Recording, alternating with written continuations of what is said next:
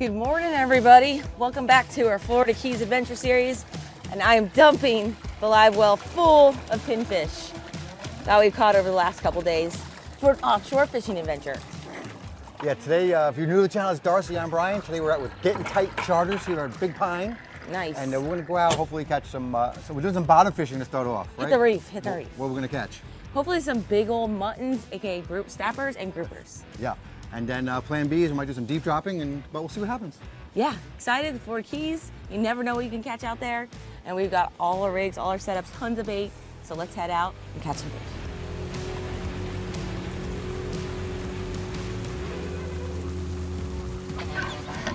Type leader. Get your gloves. Fish coming up. Yes.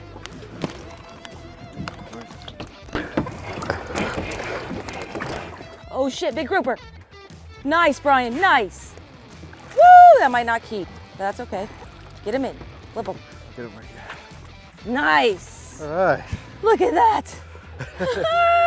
Thank you for watching that. What's it gotta be, 24? Rod. Look at that, Brian. Brian just caught another grouper. They gotta be 24. Let's measure them up. Let's measure them up real quick. Dude. All right, guys, so we got here. Darcy behind the camera. And, Dude, what? so we got out here, out on the ledge. Didn't have any much current, so we weren't that confident. But we put out a grouper rod. Just swallowed a big pinfish. And put a big pinfish out. Can you take him off that hook? Don't get hooked. Oh, he. No, what's it gotta be? 24? I think it's 24. Close his mouth. And you gotta pinch the tail. Right? That's a legal fish, right? You wanna double check? Captain, you come check. You're at your boat. That's a legal fish. I mean, he's... Good job. It might be 24 and a half, actually. There's a 24. I mean, and I got his lip a little bit over the edge over here, if you see it. What? Sick. All right. You just got a grouper. That's right. Oh, come on, baby. Brian was just complaining about how there's no current here, no good conditions. And I'm like, well, let's just give it a little bit. These fish might show up. And we just got a legal fish. Beautiful black. Love those broom tails. Like that. All right. What kind of group is that? That's a black. Nice black. That's the broom tails. Nice. They're so pretty when they get big, massive, massive black groupers. Their tails are like insane. They're such a powerful fish. But that fish whooped you too. He didn't whoop me. I whooped him. He's in the boat. I'm not on the ocean floor. He had that I'm rod in the boat with the doubled fish, over. and he is. All right, so we're allowed 2 grouper per day, I believe, right? Or is it 1? Let's hold him off and take a nice picture. Is it 1 or 2? What do I know? We should look before we drop it back down. All right, so yeah, come on down here, fish with Captain Todd and his wonderful wife, He'll put you Captain on Josie. Put you on a grouper by, what time is it, 7:30 in the morning? What? 7:50, first spot. Florida Keys. We got dinner. We can go home and have land sharks now, right guys? Yeah. Woo! All right, great day. Good job. All right, guys, let me show you the setup. Brian just caught that black grouper on. He just got it all set up while I was getting my mutton rig set up, but I've got that out. So starting with a big old pinfish from the well, I rigged that up with an 8/0 heavy-duty O'Shaughnessy or J hook right here. We love these hooks. Been using them a couple years for the bottom. Tied with a uni-knot to 50-pound fluorocarbon leader. For a grouper, you don't need a short, long leader at all. They're not so scared of the weight compared to like mutton snappers. But I would say our leader is maybe 8 to 10 foot long. And then we're using our standard rig that we like to fish when we bottom fish, which is, look at these freaking, oh my gosh, Brian. Look at these giant tag ends.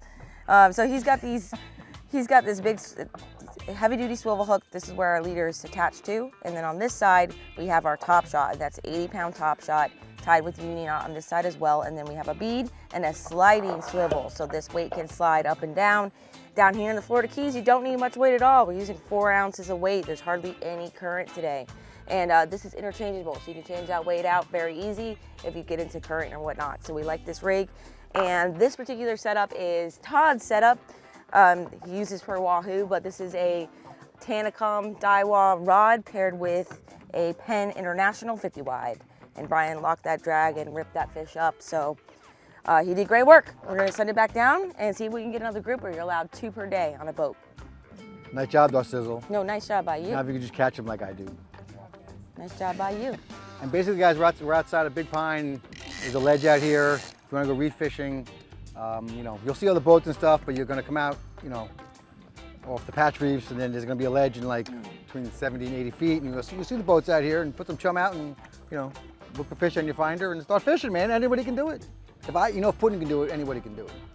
And usually you want to have current. We don't have much current right now, so wasn't that excited, but then we caught a fish, so you don't even know. You give it a little longer. I feel like that current doesn't really affect the grouper as much, but that's just, I haven't caught a lot of grouper in my life, but every time we catch a grouper, there's hardly any current. With the muttons, that's a different story. We need some current for the big boys to bite. They're smart, and they're scared of weights. All right, we are doing something different now. After fishing the reef all morning for grouper and mutton snapper, we got less and less current as the day went on. Brian got super lucky with that first fish, and then we had a bunch of more grouper bites. Unfortunately, we were not able to pull them up on Brian's grouper rod he was fishing, and then my rod. And then there was no current, so after the minor moon phase ended, the bites just completely died. So we decided to head out deeper, and now we're gonna try some deep dropping, and we've got the rig all set up, ready to go here, and hopefully catch a blue line tilefish. Never caught one before, and this is a really good area to catch them. Captain Todd knows what's up and exactly where these big fish are, so I'm crossing my fingers. They're gonna cooperate and they're gonna bite. All right, that's approximately a 4-pound weight, and Captain Todd makes these deep drop rigs. It's basically like a chicken rig, except a big one for fishing for deep fish like like blue line tiles. So we're gonna go ahead, I already reset it. We're just gonna go ahead and start dropping to the bottom.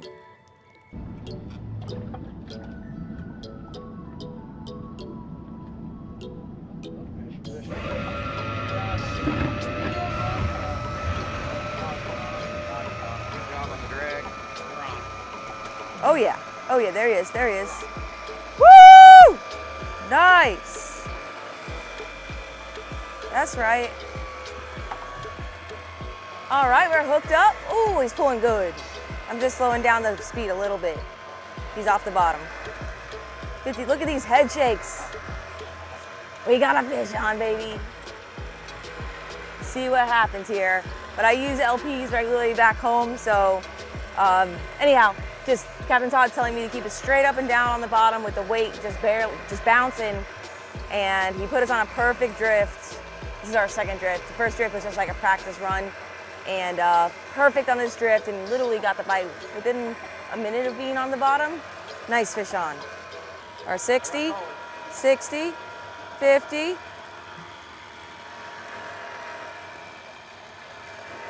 Slowed it down. Oh man, big blue line, right? Oh my God, what? Look at this fish. What? Look at that blue line. That's my first ever. Thank you so much. Hell yeah, I love it. That's a stud. It is a stud. That's like a big one, right? Like for this area. What? Look at that. Whoa, whoa. Look at that blue line tilefish. He's amazing. So pretty. Love the colors on that fish. There we go. He's so cold too from being on the very bottom. Never caught one before, so that's amazing to get my first blue line, and that's a stud for this area. Back home we have blue lines too, but we've never really fished for them. So I'm excited to actually clean this bad boy up and taste him. He's probably gonna be amazing. So pretty. All right, so the last 2 days we've been doing awesome fishing. We went after pelagics, we did some bottom fishing, we also did some deep dropping. Whatever you wanna come down here and catch in the Florida Keys, you gotta contact Captain Todd, Getting Tight Charters. We'll link all his information down below, but he will put you on the fish, from swordfish to mahi and tuna to yellowtails on the reef, all that good stuff. He will make it happen. Woo! All right, he's puking. Doing some deep dropping. And some mahi showed up. The mahi fluke came flying by. We got one over here. Josie's got one. Put them all in the water. Nice work. Captain Todd's gonna catch one. Oh, they're running at us. Woo! Woo! You got a fish? No. Why bringing it up? Because I'm getting scoped out with no one driving, and Captain Todd. it's all good. We were out of the spot anyways, I'm sure, with the drift, and I got some really nice bites right there, like when the mahi showed up. So All right, we got a bloody deck. There's blood everywhere from 3 mahi coming on board. Was bringing up the deep drop rig, and I got another species from the very deep. And this is a rosy, also known as a black belly rosefish. I would say that's a smaller one, but they're excellent eating. Their meat is so white and they're non-fishy whatsoever, but look at those massive eyeballs. They just literally sit on the bottom looking up with those giant eyes because they live in the pitch black. And they're called black belly rosefish because they have black mouths. So I'll try to show you here. But we're still looking for those tiles. There might be snowy groupers. There might be all kinds of things here. And it's pretty cool to run into mahi on a flat calm day, and they just showed up to the boat and they were hungry. So you see there the black mouth, which makes them a black belly rosefish.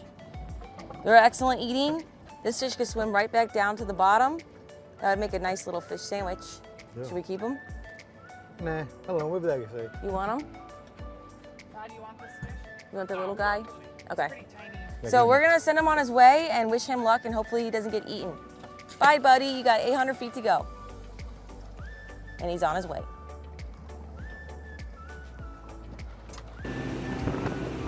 Back at the fish camp, we got our blue line tile and a bunch of our other quality fish here that we gotta clean up before it gets dark. Yeah, we caught like 3 mahi. Yeah. And we had a plan A to catch snapper and grouper, and I caught the grouper. Yep. We all talked about this. And we caught some nice yellowtails, but I don't think I filmed. And then we went out in deep drop like we talked about and caught this beautiful blue line. Yep, and the mahi. And some mahi. Yes. And we actually caught some rosies too, but we gave them back. Some black belly back. rosy fish. Yeah. Gave them back. Gave them yes, back. we threw them back. And I've never caught nor cleaned a blue line, so very exciting. And I'm going to go ahead and spray him down because he's kind of on the slimy side. Most deep fish from the deep water that live where it's pitch black, they're usually covered in slime for some reason. I don't know why. And that's the same with grouper, but let's go ahead and give him a spray. 10.5, basically. That's after being bled. I would say he was an 11, 12-pound fish. Just a nice golden tile, no complaints there. I'm sorry, golden tile. Nice blue line tile, no complaints there. Super excited to try one like we just talked about. So let's go ahead and fillet up my first ever. Looks like we're gonna have some cheeks there too. Sweet. So we're using my Darcizzle knives today. Go ahead and fillet it like I would any other fish. And then just feeling, because I never cleaned one of these before, you can feel where it goes from hard to soft. So you want to make sure you get as much meat as you can.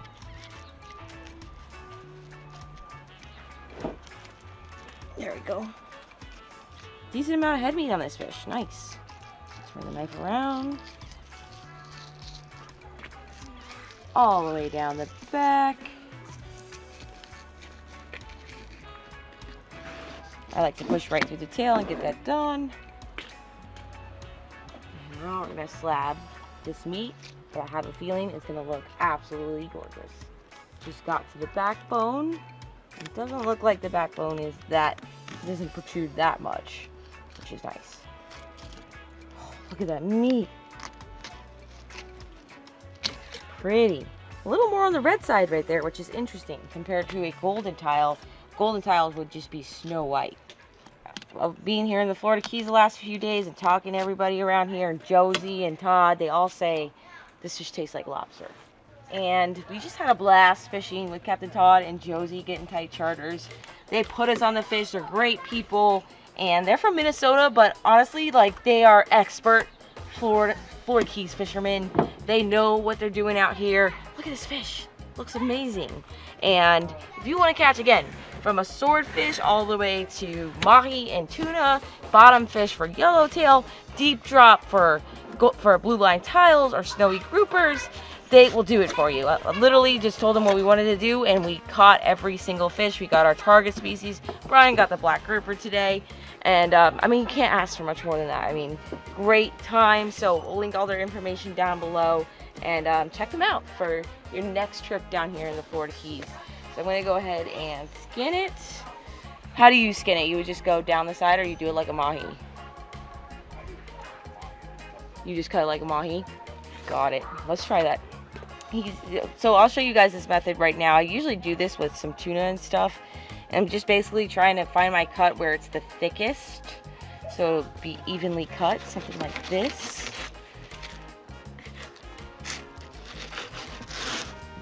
then maybe another like right there. And see, it has almost equal thickness per section of cut.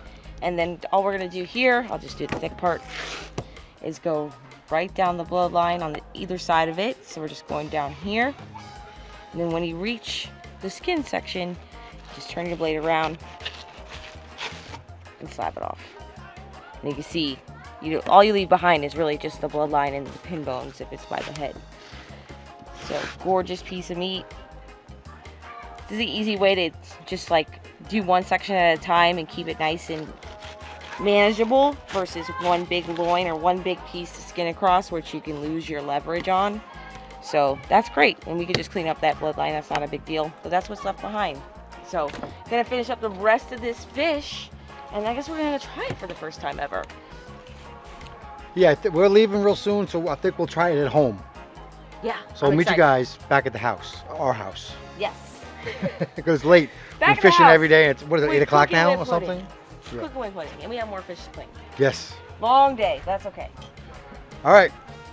So, see you in a minute. Today, Cook with the Pudding has for you a simple fish Florentine recipe. Let's go.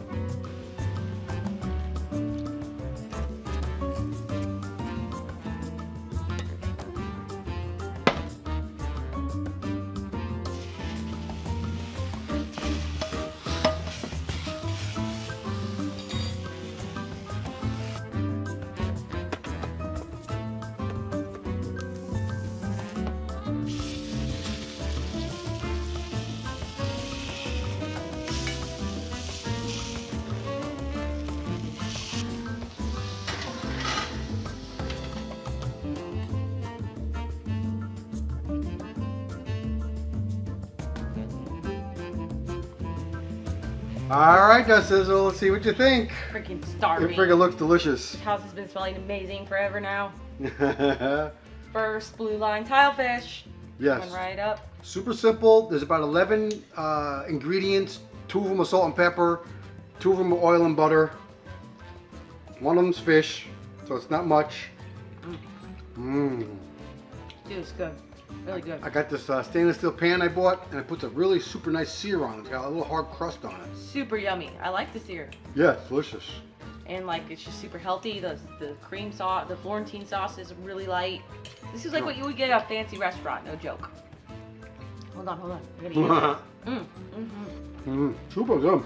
It was a thicker piece of fish, so I seared both sides, and you saw I put it in the oven just for like 2 or 3 minutes. I can't stop eating this. 10/10 would recommend. Yeah, I got a couple more pieces I'm gonna cook on the pan. I didn't want to load the pan up too much. The spinach is good too with the fish. The whole thing is just delicious, all right? So, hopefully you watch the whole entire 4 videos in our Florida Keys series. There should be a playlist linked above or in the description. You can watch all 4 of them. All right, guys. Until our next adventure, follow your dreams and keep on catching. And eating.